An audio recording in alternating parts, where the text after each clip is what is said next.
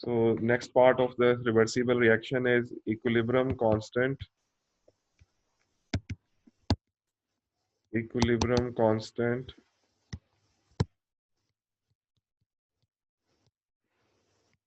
in terms of partial pressure. In terms of partial, अस्सलाम वालेकुम sir. इतनी slow आवाज। In terms फिर अभी ताज़ा ताज़ा उठ के आया होगा। in terms of partial pressure.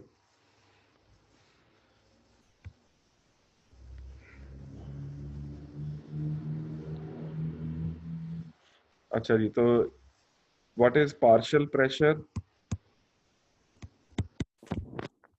Partial pressure क्या होता है जी? So it is defined as it is the pressure. It is the pressure caused by each individual gas, each individual gas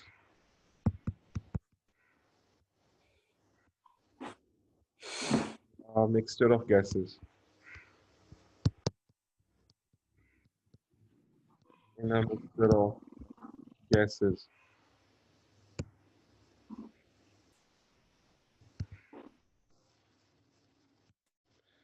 ठीक है जी, तो मिक्सचर ऑफ गैसेस में हर gas का जो अपना प्रेशर होता है that is called the partial pressure of that gas. For example,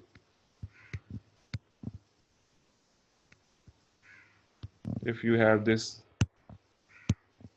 jar filled of air, तो आपको पता है कि एयर के अंदर बहुत सारी गैसेस हैं which include nitrogen gas which is majority in the highest proportion. Nitrogen के अलावा then you have oxygen, carbon dioxide and noble gases. और फिर नोबल गैसेस के अंदर भी बाकी होती हैं helium, neon, argon and so on. So every gas has its own pressure. For example, so the total pressure, if say that the pressure inside this jar is P, so the total pressure is equal to the pressure of nitrogen plus pressure of oxygen plus pressure of carbon dioxide plus pressure of noble gases. तो ये एक वैसे law भी है, इसको हम Dalton's law of partial pressure कहते हैं, लेकिन वो हमने उस नाम से याद नहीं करना. तो वो फिर एफएससी के बुक में लिखा भी हुआ है, ये फर्स्ट ईयर की बुक में. तो ये वैसे हमें ये पता होना चाहिए कि जो टोटल प्रेशर होता है of a mixture of gases is equal to the sum of partial pressures of all the gases. तो ये जितने भी गैसेस का पार्शियल प्रेशर है उनको सम करेंगे तो वो टोटल प्रेशर के इक्वल होता है. तो अगर लेट्स से कि आपकी जो नाइट्रोजन है उसका जो पार्शियल प्रेशर है वो 0.78 एटमॉस्फियर है, ऑक्सीजन का जो है वो 0.20 एटमॉस्फियर है, और कार्बन डाइऑक्साइड का 0.001 एटमॉस्फियर है, और रिमेनिंग जो है ये इसका है, तो टोटल जो है आपका 1 एटमॉस्फियर जो है वो हो जाता है प्रेशर. तो हर गैस का अपना अपना प्रेशर होता है इन अ मिक्सचर ऑफ गैसेस. उस गैस का जो अपना प्रेशर है वो उसका पार्शियल प्रेशर होता है, और आप तमाम गैसेस का प्रेशर को सम कर लेंगे तो that is equal to the total pressure of the gas. ठीक है, तो ये एक पार्शियल प्रेशर की डेफिनेशन थी. सर जी 1 कितने पास्कल्स के इक्वल होता है? 1 एटीएम जो है वो 101 किलो पैस्कल्स होता है. ठीक है, और ये अप्रॉक्सीमेटली इक्वल होता है 101,000 पास्कल्स के.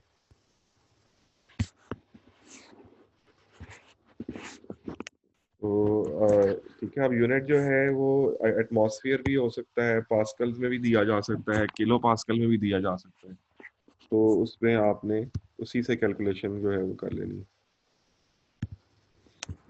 टोटल प्रेशर जो है उसके कुल हो गया। अच्छा, ये भी आपको पता होगा कि 1 न्यूटन पर मीटर स्क्वायर जो होता है वो it is equal to 1 pascal होता है।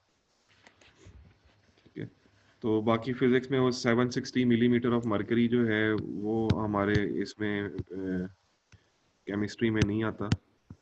760 मिलीमीटर मरकरी, हमारे पास जो यूनिट है वो एटमॉस्फेयर, किलो पास्कल, पास्कल और न्यूटन मीटर स्क्वायर, न्यूटन पर मीटर स्क्वायर, ये यूनिट्स जो हैं ये आपको क्वेश्चन में आ सकते हैं। तो जो भी यूनिट आए आपने उससे केपी निकालना है, वो आपने सबका सेम ही यूनिट रखते हुए तो कर लेना है। ठीक है, तो अब ये भी अभी हमने केपी की तरफ जाना है, अभी हमने इक्विलिब्रियम कांस्टेंट की तरफ जाना है। अभी तो हम पार्शियल प्रेशर को डिफाइन कर रहे थे। तो पार्शियल प्रेशर अगर निकालना हो तो उसके लिए फार्मूला क्या है? अगर किसी भी गैस का, अभी तो मेरे पास पार्शियल प्रेशर मैंने आपको दे दिए थे ना, टोटल मैंने आपको मेंशन कर दिए थे कि 0.78, 0.20, 0.01, एंड जो रिमेनिंग था वो नोबल गैसेस का था। तो टोटल 1 एटमॉस्फेयर था। लेकिन पार्शियल प्रेशर को निकालने का एक फार्मूला भी है, और वो क्या है? Partial pressure, partial pressure of a gas is equal to mole fraction into total pressure। अब आप कहेंगे जी मोल फ्रैक्शन क्या होता है? तो मोल फ्रैक्शन होती है, it is equal to the moles of gas. और चूंकि हम इसको इक्विलिब्रा पे करने जा रहे हैं तो इसलिए मैं यहाँ स्पेसिफिकली लिख दूंगा moles of gas at equilibrium divided by total moles of gases at equilibrium। तो अगर मेरे पास मोल फ्रैक्शन हो और मैं उस मोल फ्रैक्शन को टोटल प्रेशर भी दिया हो तो मैं उसका पार्शियल प्रेशर निकाल सकता हूँ। और मोल फ्रैक्शन निकालने का फार्मूला क्या है? Moles of gas at equilibrium divided by total moles. ये दो फार्मूलाज हमारे पास हैं। इन दो फार्मूलाज की हेल्प से हम जो है वो पार्शियल प्रेशर को निकाल सकते हैं। तो अभी तक आपने क्या पढ़ा? पार्शियल प्रेशर क्या होता है? It is the pressure caused by individual gas in a mixture of gases. And when we say that air has 1 atmosphere, so air, when we say that air has a pressure of 1 atmosphere, it means that this 1 atmosphere is equal to the sum of the pressures caused by nitrogen, partial pressure of nitrogen, partial pressure of oxygen, partial pressure of carbon dioxide, and partial pressure of all the noble gases. So how can we calculate the partial pressure of a gas in a mixture of gases? तो उसके लिए formula हमने देखा है, ये हमें we should keep it that in mind, it is equal to mole fraction into total pressure। it is equal to mole fraction into total pressure। और mole fraction कैसे निकालेंगे? it is equal to the moles of the gas at equilibrium divided by total moles of the gas at equilibrium। तो अब मैं आपके सामने जो है वो कुछ एग्जांपल्स करूंगा, तो फिर आपके पास आपको पता लगेगा कि पार्शियल प्रेशर कैसे निकलता है। तो for example I take the most common example, आसान सी तरह लेते हैं पहले। H2 plus I2 to form 2HI, and these are all gases। तो आपने जब सर ये क्लास से अहमद ना निकाल दें।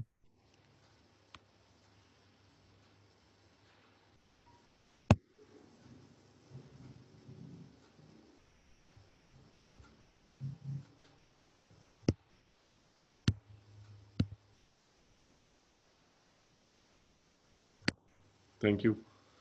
ओके, तो hydrogen plus iodine to form HI। तो सपोज करें कि जी ये आपका एक क्लोज कंटेनर था, इसमें आपने हाइड्रोजन और आयोडीन गैसेस को जो है वेपर्स को इक्विलिब्रियम पे आने दिया और उसमें HI गैस भी फॉर्म हो गई। इस का जो टोटल प्रेशर था इसके अंदर वो आपने जो था वो 100 किलो पास्कल रखा हुआ था और 100 किलो पास्कल पे आपने इक्विलिब्रियम को एस्टेब्लिश किया। जब इक्विलिब्रियम एस्टेब्लिश हुआ तो it was found that at equilibrium hydrogen के जो मोल्स थे वो 1.0 मोल्स थे और आयोडीन के भी 1.0 मोल्स थे और हाइड्रोजन आयोडाइड जो है HI गैस उसके 2 मोल्स थे। ये सारे मोल्स आ गए आपके पास, तो ये एट इक्विलिब्रियम मोल्स आ गए। तो कहता है कि इन सब के पार्शियल प्रेशर फाइंड करो। What is the pressure of hydrogen at equilibrium, ठीक है जी। What is the pressure of iodine vapours at equilibrium और what is the partial pressure of HI at equilibrium, ये सारे फाइंड करें। तो अब आपके पास देखें टोटल इक्विलिब्रियम के ऊपर सबके मोल्स दिए हुए हैं, हर गैस का एक इंडिविजुअल मोल्स दिए हुए हैं। Hydrogen is 1.0, iodine is also 1.0 and HI is 2.0। ये मोल्स आपको इक्विलिब्रियम पे स्ट्रेट अवे दिए हुए। आप ऐसा करेंगे इनके टोटल का मोल्स निकाल लेंगे। तो टोटल मोल्स कितने हैं, 1 + 1 + 2 इज इक्वल टू 4। तो अब आप आएंगे जी पार्शियल प्रेशर ऑफ हाइड्रोजन के ऊपर। तो हमने कहा था partial pressure is equal to mole fraction into total pressure. तो हाइड्रोजन का मोल फ्रैक्शन क्या है, moles of hydrogen divided by total moles into total pressure which is 100। ठीक है जी, 100 kPa। तो ये 100 kPa से मल्टीप्लाई करेंगे तो आपके पास हाइड्रोजन का पार्शियल प्रेशर जो है वो निकल आएगा। तो 100 × 100 करेंगे तो आपके पास हाइड्रोजन का किलो पास्कल पे पार्शियल प्रेशर जो है वो निकल आएगा 1/4। हाँ जी, 25 किलो पास्कल। इसी तरह अब आप पार्शियल प्रेशर ऑफ आयोडीन निकालेंगे, उसके भी मोल्स 1 थे इक्विलिब्रियम पे, टोटल मोल सेम रहेगा 4 ही इंटू 100, तो ये भी 25 kPa आ जाएगा। और हाइड्रोजन आयोडाइड का पार्शियल प्रेशर जो है वो उसके मोल्स कितने थे, 1/2 into 2 100. डिवाइडेड बाय 4 इंटू 100, तो ये आ जाएगा 50 kPa।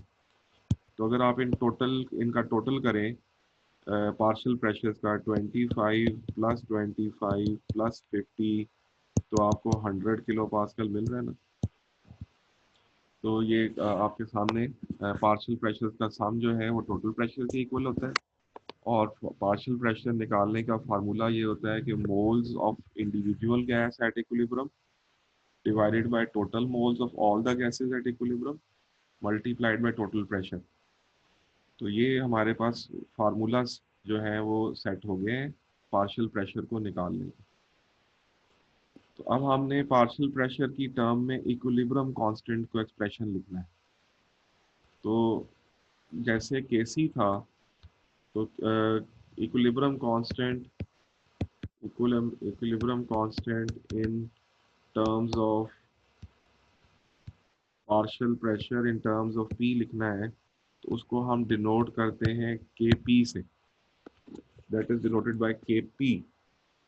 तो के पी में हमने पी लगाने हैं, पी क्या होते हैं अभी हमने ना बताया, दे आर पार्शियल प्रेशर्स। तो अब के पी बिल्कुल वैसे ही लिखना है जैसे कि के सी लिखते हैं। के सी में आप सिर्फ फ़र्क ये होता था कि आप कॉन्सेंट्रेशन कैलकुलेट करते थे जो कि C is equal to N/V से करते थे। यहाँ के पी में आप पार्शियल प्रेशर निकालेंगे जिसका फार्मूला भी मैंने आपको ऊपर बताया है। सो सिर्फ जो यूनिट का फ़र्क है, बाकी फार्मूला वही है। It is the product of partial pressure of products raised to the power their moles to the product of partial pressures of reactants raised to the power their moles. तो अगर ये मेरे पास अभी मैंने जो इक्वेशन लिखी थी H2 plus I2 to form 2HI, all of them are gases, तो इसका Kp एक्सप्रेशन क्या होगा, इसको कैसे लिखेंगे? तो भाई PHI प्रोडक्ट, और यहाँ पर बार ब्रैकेट नहीं यूज करनी क्योंकि बार ब्रैकेट के लिए तो हम सिंबल था वो फॉर कॉन्सेंट्रेशन था, यहाँ आपने पैरेंथेसिस यूज करना है। तो PHI का square divided by P hydrogen multiplied by P iodine, that's it. तो सर ये रिपीट कर देंगे, समझ नहीं लगी। जी बेटा, केसी अगर मैं आपसे कहूँ इस एक्सप्रेशन का केसी लिखो तो आप कैसे केसी लिखते थे? प्रोडक्ट्स ओवर रिएक्टेंट्स थे ना।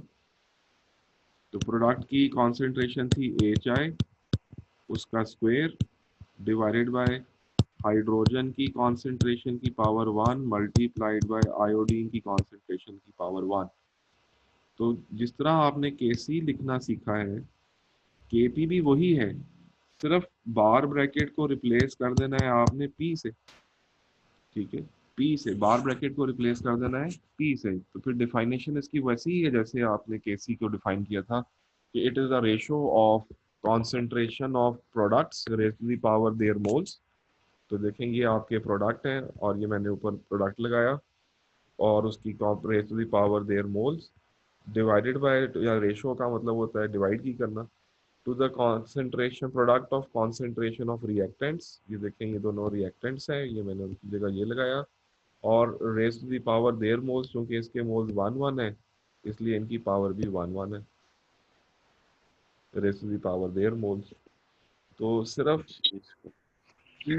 पी को सिंबलाइज कर दिया हमने, पी एच आई का square over PH2 into PI2। Sir फिर इसका भी यूनिट डिराइव होगा? जी बिल्कुल, इसका भी यूनिट डिराइव होगा। जैसे मैंने अभी जो क्वेश्चन ऊपर आपको एक पार्शियल प्रेशर का कैलकुलेट किए थे वो किलो पास्कल में था, तो फिर ये सारे केपीए में थे। तो फिर ऊपर आएगा KPA का स्क्वायर, नीचे आएगा KPA इंटू KPA, तो इसका कोई यूनिट नहीं बचेगा।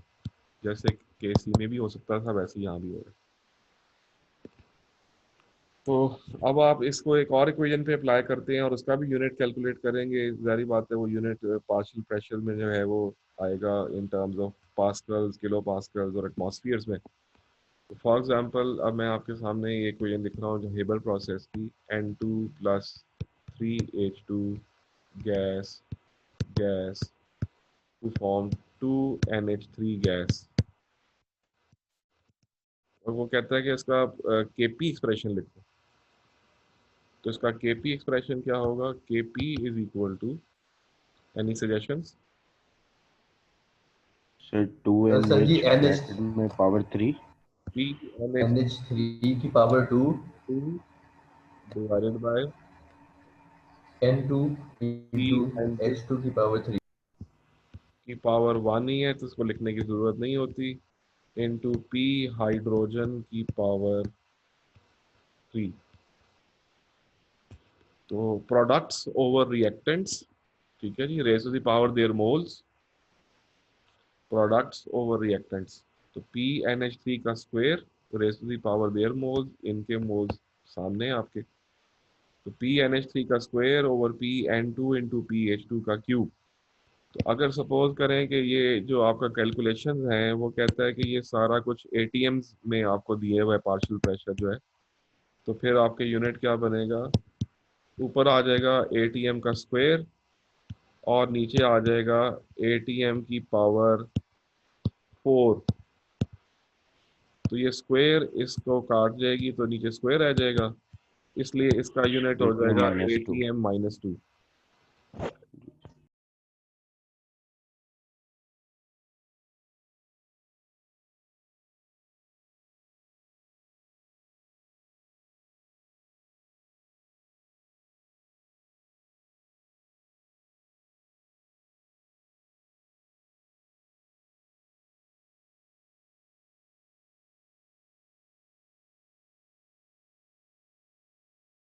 सर की आवाज आ रही किसी को?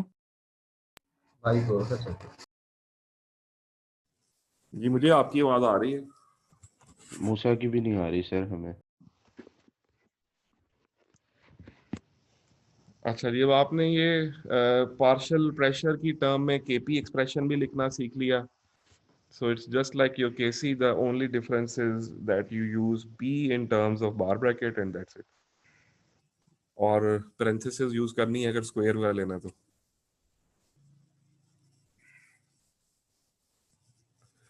अब हम कुछ क्वेश्चन सॉल्व करते हैं। एक आदत क्वेश्चन करते हैं जी।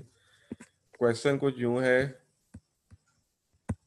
कहता है कि जी ये इक्वेशन है N2O4 decomposes to form 2NO2। ठीक है जी। तो equilibrium, when equilibrium was established, तो आपका जो प्रेशर इन द फ्लास्क था, pressure in vessel या flask, that was equal to 5 kPa, 5 kilo pascal था। और वो कहता है कि जी आपके पास एट इक्विलिब्रियम, जब इक्विलिब्रियम एस्टेब्लिश हुआ तो इसके जो मोल्स थे नाइट्रोजन डाई नाइट्रोजन टेट्राऑक्साइड के, वो 0.1 मोल्स थे और NO2 के जो थे वो 0.4 मोल्स थे। तो कहता है कि जी इसका केपी निकालो, इसका केपी निकालो, कैलकुलेट इट्स केपी। तो पहले काम तो ये करेंगे कि आप इसके मोल रेशियो निकालेंगे सर। जी पहले टोटल मोल्स निकाल लेंगे। टोटल मोल्स कितने हो गए? 0.1 0.5 प्लस 0.4 इज इक्वल टू 0.5। फिर आप इनके पार्शियल प्रेशर्स निकालेंगे। PN2O4 तो वो है 0.1 ओवर 0.5 इंटू 5। तो ये आपके पास KPA में आ जाएगा।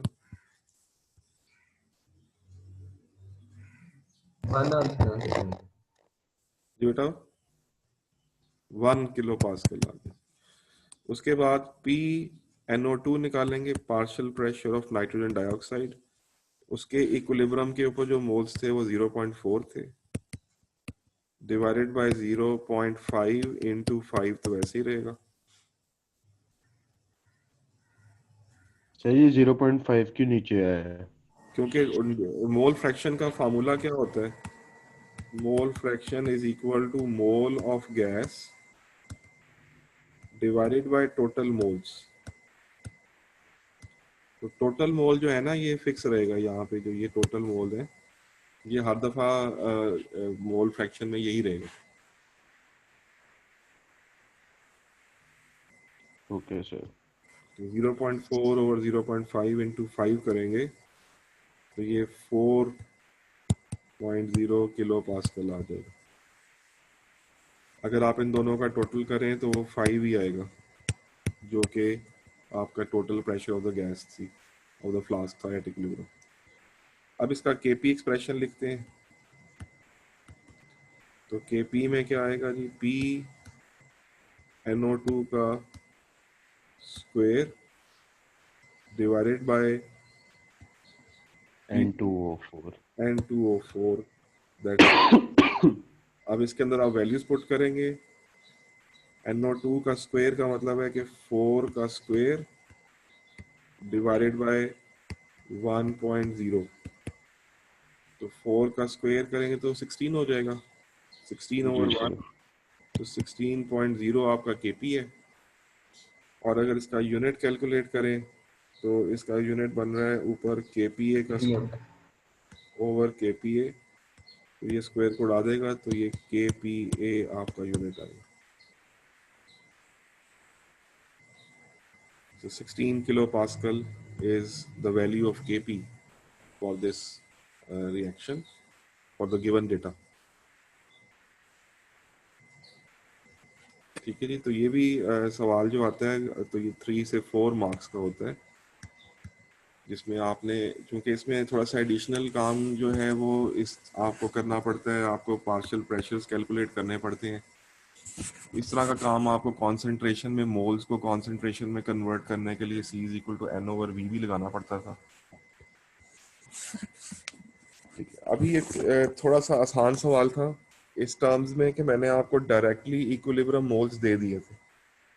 इसको अगर थोड़ा सा लेंथी करना हो तो वो फिर वो जैसे हमने केसी में कर रहे थे कि पहले आपको इनिशियल मोल्स दे देगा और इक्विलिब्रियम पे किसी एक के मोल्स दे देगा और आपको इक्विलिब्रियम वाली लाइन पूरी कैलकुलेट करनी पड़ेगी और फिर आगे ये सारे काम करने पड़ेंगे और उसकी वजह से उसके मार्क्स 4 की जगह 5 मार्क्स पे चला जाएगा क्वेश्चन।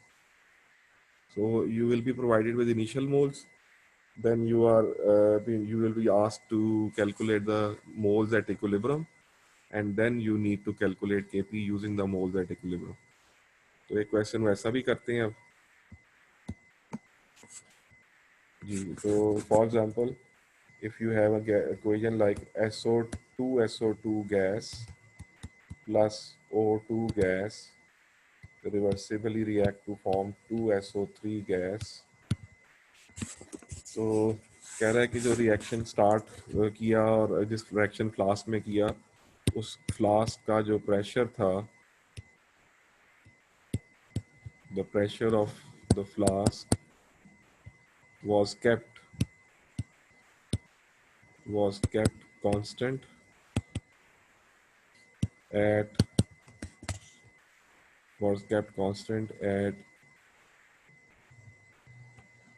50 न्यूटन पर मीटर स्क्वायर। ठीक है जी। तो एट स्टार्ट सल्फर डाइऑक्साइड के जो मोल्स लिए गए थे वो भी 1 मोल थे और ऑक्सीजन के भी 1 मोल थे, लेकिन एट इक्विलिब्रियम सल्फर ट्राइऑक्साइड के जो मोल्स मौजूद थे at equilibrium, the moles of sulphur trioxide present were 0.70 moles. तो कहता है कि जी इसका Kp फाइंड करो। अब आपको क्या करना है, पहला काम कि आपको ये लाइंस पूरी करनी है। एट स्टार्ट सल्फर ट्राइऑक्साइड को में हम क्या अज्यूम करेंगे बताइए? जो जीरो, क्योंकि प्रोडक्ट अगर रिएक्शन के शुरू में ना दिया हो तो जीरो लिया जाता है। अच्छा, अब ये 0 से 0.7 में गया है तो इसका मतलब है इसमें प्लस 0.7 हुआ है। तो फिर सल्फर डाइऑक्साइड कितना कंज्यूम हुआ होगा? स्टोइचियोमेट्रिकली अगर देखें तो ये 2:2 है, सो 1:1 है। तो फिर मुझे इसमें से कितना इसका जो है वो करना चाहिए, -0, 0.35। तो ये 0.30 इक्विलिब्रियम पे रह गया। अब आता है जी सल्फर ट्राइऑक्साइड से ऑक्सीजन का, तो जितना, या आप सल्फर डाइऑक्साइड से भी ऑक्सीजन ले सकते हैं, तो जितना सल्फर डाइऑक्साइड कंज्यूम होगा 2:1 की वजह से ऑक्सीजन उसका हाफ कंज्यूम होगा। तो 0.7 का हाफ कितना होता है? 0.35।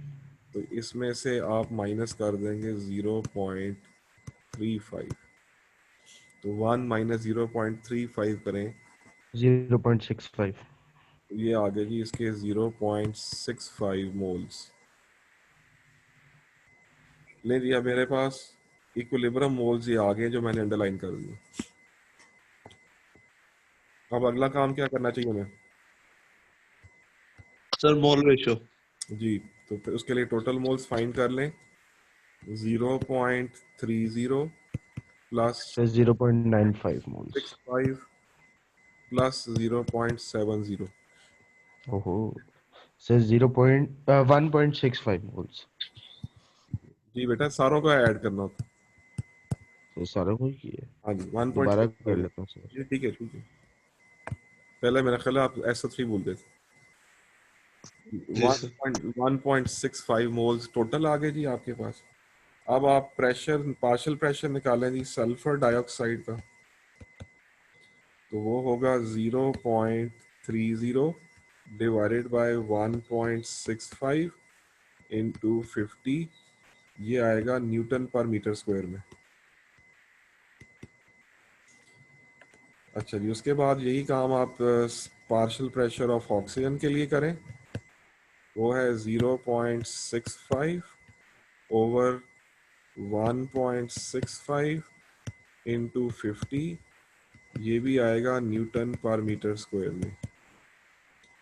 और फिर आप ऐसा करें जी, पी ऑफ सल्फर ट्राइऑक्साइड कर लें, और वो है 0.70 ओवर 1.65 इंटू क्या था जी 1 इंटू 50 कर लें, तो ये न्यूटन पर मीटर स्क्वायर में आ जाएगा।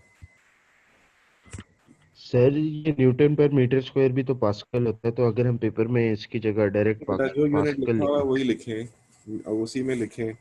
अब आपका जो केपी है वो बनता है जी PSO3 का स्क्वायर ओवर PSO2 का स्क्वायर इंटू PO2। तो इसमें वैल्यूज पुट इन कर दीजिएगा सारों की, और जो यूनिट बन रहा है वो ऊपर न्यूटन पर मीटर स्क्वायर है, नीचे न्यूटन पर मीटर का क्यूब है, इसलिए ये जो है ये आपका बनेगा 1 ओवर न्यूटन पर मीटर स्क्वायर। तो ये ऊपर आके क्या हो जाएगा, न्यूटन -1 मीटर स्क्वायर। तो ये केपी का यूनिट बनेगा आपका।